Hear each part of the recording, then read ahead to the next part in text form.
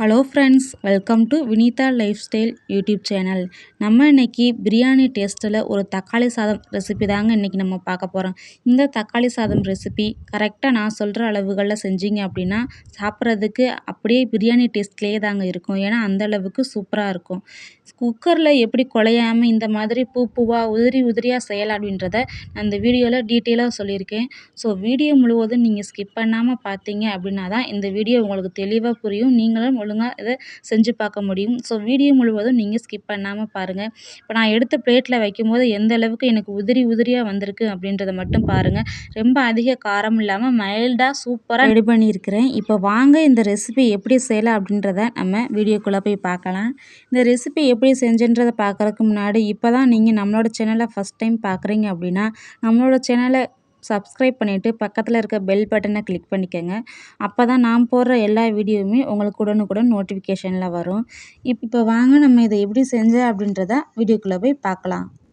First இந்த recipe பண்ணுறதுக்கு ஒரு குக்கர் சூடு பண்ணிக்கோங்க. அந்த குக்கரில் நான் இப்போ 100 ml அளவுக்கு எண்ணெய் சேர்த்துருக்குறேன்.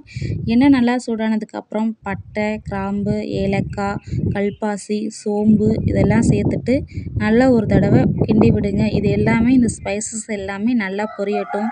இப்போ அதுக்கப்புறம் நான் ஒரு 3 பெரிய வெங்காயம், நல்ல பெரிய சைஸில் இருக்க ஒரு 3 வெங்காயத்தை நல்லா ஸ்லைஸாக கட் பண்ணி வச்சுருக்கேன். இப்போ இது எல்லாமே நல்லா பொரிஞ்சதுக்கப்புறம் நம்ம இப்போ வெங்காயம் சேர்த்துக்கலாம். வெங்காயம் சீக்கிரம் வதங்கணும்னு நினச்சிங்க அப்படின்னா இது கூட கொஞ்சமாக உப்பு சேர்த்துக்கிட்டிங்க அப்படின்னா வெங்காயம் சீக்கிரமாக வதங்கிடும். வெங்காயம் பிரியாணிக்கு வதங்குற மாதிரி ரொம்ப ப்ரௌன் கலரில் வதங்கணும் அப்படின்ற அவசியம் கிடையாது. ஓரளவுக்கு கண்ணாடி பதம் வந்தால் போதும். நல்லா கிண்டி விட்டுட்டே இருங்க. நீங்கள் எண்ணெய்க்கு பதிலாக நெய் கூட சேர்த்துக்கலாம். நெய் சேர்த்து செய்யும்போது இன்னும் கூட டேஸ்ட்டு கொஞ்சம் நல்லாயிருக்கும். இப்போ வெங்காயம் நல்லா வதங்கிருச்சு. இப்போ இது கூட காரத்துக்கு ஏற்றாப்புல நான் ஒரு 10 பச்சை மிளகாய் சேர்த்துருக்கேன். உங்களுக்கு காரம் கம்மியாக தேவைப்பட்டது அப்படின்னா நீங்கள் கம்மியாக கூட சேர்த்துக்கலாம். இஞ்சி பூண்டை நான் பேஸ்ட்டாக அரைக்காமல் நல்லா ஒரு ஓட்டிட்டு அப்படியே கொஞ்சம் தட்டிட்டு நான் சேர்த்துருக்குறேன். எல்லாம் சேர்த்துட்டு நல்லா கிண்டி விடுங்க. இஞ்சி பூண்டோட பச்சை வாசனை நல்லா போக தட்டிக்கு நல்லா கிண்டி விடுங்க. இஞ்சி பூண்டு சேர்த்தனால அடியில் பிடிக்க ஆரம்பிக்கும். கொஞ்சம் பார்த்து கைவிடாமல் கொஞ்சம் கிண்டிகிட்டே இருங்க. நல்லா கிண்டி விட்டுட்டே இருங்க. அதுக்கப்புறம் இது கூட நம்ம சேர்க்க போகிற பொருள் என்னென்னு பார்த்தீங்க அப்படின்னா ஒரு கைப்பிடி அளவுக்கு கொத்தமல்லி தழை, ஒரு கைப்பிடி அளவுக்கு புதினா, ரெண்டும் சேர்த்துட்டு அடுத்து இது கூட மெயின் இன்க்ரீடியண்ட் இது நான் ஒரு பழுத்த தக்காளியாக நாட்டு தக்காளியாக 10 தக்காளி பழத்தை எடுத்து இந்த மாதிரி குட்டி குட்டியாக கட் பண்ணி வச்சுருக்கேன். அதை இது கூட சேர்த்துட்டு நல்லா கிண்டி விடுங்க. இப்போ தக்காளி சீக்கிரம் வதங்கணும்னு நினச்சிங்க அப்படின்னா நீங்கள் இது கூட கொஞ்சமாக உப்பு சேர்த்துட்டு நல்லா கிண்டி விடலாம். நல்லா கிண்டி விட்டுட்டு இஞ்சி பூண்டு, கொத்தமல்லி, தக்காளி, புதினா எல்லாம் சேர்த்து நல்லா கிண்டி விடுங்க. கீழே அடி பிடிக்காமல் பார்த்து நல்லா கிண்டி விடுங்க. இப்போ எல்லாமே நல்லா வதங்கிருச்சு. இப்போ நம்ம இது கூட மசாலா பொருள் சேர்த்துக்கலாம்.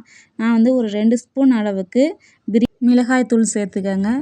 சேர்த்துட்டு மசாலாவோட பச்சை வாசனை போக தட்டிக்கு நல்லா கிண்டி விடுங்க. நல்லா கிண்டி விட்டுட்டே இருங்க. ஒரு நிமிஷம் கூட வேணாம், அதுக்கும் கம்மியாக நீங்கள் கிண்டி விட்டிங்கன்னா போதும். இப்போ அவ்வளோதான், எல்லாமே சேர்த்து நல்லா கிண்டியாச்சு. அதுக்கப்புறம் இப்போ நம்ம எந்த அளவுக்கு அரிசி எடுத்தோமோ அதோட டபுளாக நம்ம தண்ணி சேர்த்துக்கலாம். தண்ணி சேர்த்துட்டு இப்போ நம்ம ஆல்ரெடி ஊற வச்சுருக்க அரிசியை இது கூட சேர்த்துக்கலாம். நான் இந்த வெங்காயம், தக்காளி எல்லாமே கட் பண்ண ஆரம்பிக்கிறதுக்கு முன்னாடியே நான் அரிசி எடுத்து ஊற வச்சுட்டேன். அரிசி சேர்த்துட்டு இப்போ இது கூட தேவையான அளவு உப்பு சேர்த்துக்கங்க. உப்பு சேர்த்துட்டு ஒரு 4-5 தடவை உப்பு எல்லா பக்கமும் சாரணும். அதனால் இந்த மாதிரி கரண்டி வச்சு கிண்டி விட்டுட்டே இருங்க. அவ்வளோதான், நல்லா ஒரு தடவை கிண்டி விட்டுட்டு இந்த ஸ்டேஜில் உங்களுக்கு உப்பு காரம் பத்தலை அப்படின்ற மாதிரி இருந்ததால் நீங்கள் இப்போ கூட கொஞ்சம் சேர்த்துக்கலாம். இப்போ நம்ம குக்கர் மூடி போட்டு விசில் வச்சிடலாம். கரெக்டாக நான் எங்களோட வீட்டு அரிசிக்கு பார்த்தீங்க அப்படின்னா 2 விசில் தான் சூப்பராக ரெடியாகி வந்துடும். குக்கர் மூடி போட்டாச்சு, அடுத்து விசிலும் வச்சாச்சு. அவ்வளோதான், அதுக்கப்புறம் பார்க்கலாம் விசில் வந்ததுக்கப்புறம். இப்போ நான் ஓப்பன் பண்ணுறேன் பாருங்கள் எந்த அளவுக்கு சூப்பராக வந்திருக்குன்னு சொல்லிட்டு. 2 விசில் தான் வச்சுருந்தேன். ஏன்னா அரிசி கிட்டத்தட்ட ஒரு 20 நிமிஷத்துக்கு மேலேயே நான் ஊற வச்சனால 2 விசில் கரெக்டாக இருக்கும். இல்லைன்னா கொஞ்சம் அரிசி உதிரி உதிரியாக இல்லாமல் கொஞ்சம் குழஞ்சிரும். இப்போ பாருங்கள் சூப்பராக உதிரி உதிரியாக ரெடி ஆயிருச்சு. அவ்வளோதான், நம்மளோட தக்காளி சாதம் பிரியாணி டேஸ்ட்டில் சூப்பராக ரெடி ஆயிடுச்சு. இதுக்கு சைடிஷ் எதுவுமே தேவை கிடையாதுங்க. இதுவே சூப்பராக இருக்கும் நீங்கள் வச்சு சாப்பிட்றதுக்கு. கண்டிப்பாக இந்த ரெசிபியை நீங்கள் உங்கள் வீட்டில் ட்ரை பண்ணி பார்த்துட்டு உங்களோட ஃபீட்பேக்கை எனக்கு கமெண்ட்ஸில் ஷேர் பண்ணுங்கள் ஃப்ரெண்ட்ஸ். இந்த வீடியோவை உங்களோட மற்ற ஃப்ரெண்ட்ஸ் எல்லாருக்குமே ஷேர் பண்ணுங்கள். நான் சொல்கிற அளவுகளில் செஞ்சீங்க அப்படின்னா தக்காளி சாதம் சூப்பராக இந்த மாதிரி உதிரி உதிரியாக வரும். ஸோ கண்டிப்பாக இந்த வீடியோவை நீங்கள் முழுவதும் பார்த்துட்டு அதுக்கப்புறம் நீங்கள் ஒரு தடவை செஞ்சீங்க அப்படின்னா சூப்பராக இருக்கும். அவ்வளோதான், நம்மளோட தக்காளி சாதம் பிரியாணி டேஸ்ட்டில் சூப்பராக ரெடி ஆயிடுச்சு. நான் சொன்ன மெத்தடில் நீங்கள் ஒரு தடவை செஞ்சு பார்த்துட்டிங்க அப்படின்னா அப்புறம் அடிக்கடி இதே ஸ்டைலில் தான் நீங்கள் தக்காளி சாதம் செய்வீங்க.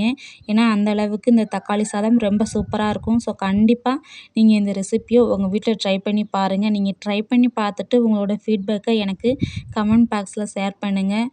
வீடியோ